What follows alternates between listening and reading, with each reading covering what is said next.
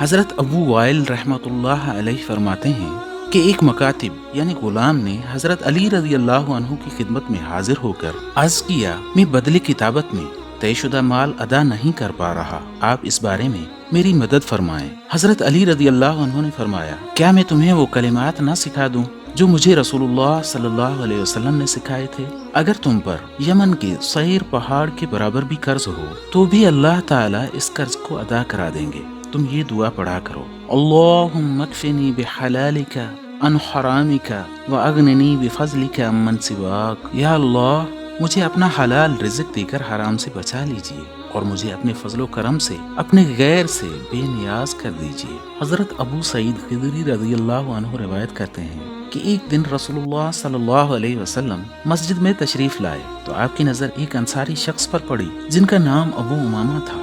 آپ صلی اللہ علیہ وسلم نے ارشاد فرمایا، ابو امامہ، کیا بات ہے؟ میں تمہیں نماز کے وقت کے علاوہ مسجد میں الگ تھلگ بیٹھا ہوا دیکھ رہا ہوں۔ حضرت ابو امامہ رضی اللہ عنہ نے عرض کیا، یا رسول اللہ، مجھے غموں اور قرضوں نے گھیر رکھا ہے۔ آپ صلی اللہ علیہ وسلم نے ارشاد فرمایا، کیا میں تمہیں ایک دعا نہ سکھلا دوں؟ جب تم اس کو کہو گے تو اللہ تعالیٰ تمہارے غموں کو دور کر دیں گے اور تمہارا قرض اتروا دیں گے۔ حضرت ابو امامہ رضی اللہ عنہ نے عرض کیا، یا رسول اللہ، ضرور سکھا دیں۔ آپ صلی اللہ علیہ وسلم نے ارشاد فرمایا، صبح و شام یہ دعا پڑھا کرو، اللہم انی اعوذ بک من الہم والحزن واعوذ بک من العجز والکسل واعوذ بک من الجبن والبخل واعوذ بک من غلبۃ الدین وقہر الرجال۔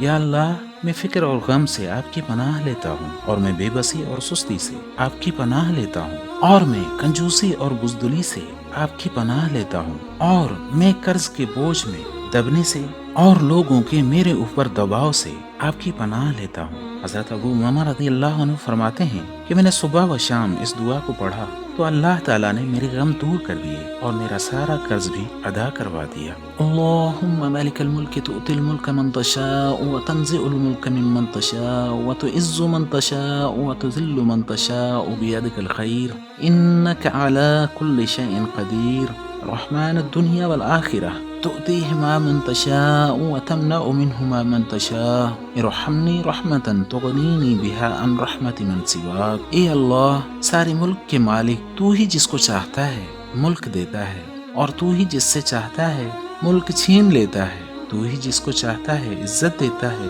اور تو ہی جسے چاہتا ہے ذلت دیتا ہے۔ ہر طرح کی خیر و خوبی تیرے ہی ہاتھ میں یعنی قبضہ قدرت میں ہے، بے شک تو ہر چیز پر قادر ہے۔ یہ دنیا و آخرت میں بہت بڑے رحم کرنے والے، تو جس کو چاہتا ہے دنیا اور آخرت کی نعمتیں دے دیتا ہے، اور جسے چاہتا ہے اس کو دونوں سے محروم کر دیتا ہے۔ تو مجھ پر وہ رحمت خاصہ فرما کہ اس کے ذریعے تو مجھے اپنے ماں سوا کی رحمت سے بے نیاز فرما دے۔ مسمون دعاؤں میں سے اگر یہ دعا بھی قرض اتارنے کے لیے صبح شام پڑھی جائے تو اللہ رب العزت اپنی قدرت سے ضرور اتروا دیں گے۔ نبی کریم صلی اللہ علیہ وسلم نے اپنی صاحبزادی حضرت فاطمہ رضی اللہ عنہا کو قرض کی ادائیگی کے لیے یہ دعا پڑھنے کی تاکید فرمائی، اللہم رب السماوات السبع ورب العرش العظیم ربنا ورب کل شیء منزل التوراة والانجیل والفرقان وفالق الحب والنوى اعوذ بک من شر کل شیء انت آخذ بناصیته اللہم انت الاول فلیس قبلک شیء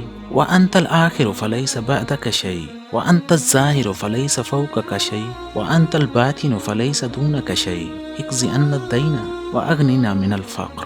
اے اللہ، اس ہاتھوں آسمانوں کے اور عرش عظیم کے رب، اے ہمارے اور ہر چیز کے رب، اے تورات و انجیل اور قرآن کے اتارنے والے، اے دانوں اور گٹھلیوں کے اگانے والے، تیرے سوا کوئی عبادت کے لائق نہیں۔ میں تیری پناہ میں آتا ہوں ہر اس چیز کی برائی سے کہ اس کی چوٹی تیرے ہاتھ میں ہے۔ تو اول ہے کہ تجھ سے پہلے کچھ نہ تھا، تو ہی آخر ہے کہ تیرے بعد بھی کچھ نہیں، تو ظاہر ہے کہ تجھ سے اونچی کوئی چیز نہیں، تو باطن ہے کہ تجھ سے چھپی ہوئی کوئی چیز نہیں۔ ہماری قرض ادا کرا دے اور ہمیں فقیری سے غنا دے۔ حضرت ابو صالح رحمۃ اللہ علیہ اپنے متعلقین کو یہ دعا سکھاتے اور فرماتے، سوتے وقت داہنی کروٹ پر لیٹ کر یہ دعا پڑھ لیا کرو،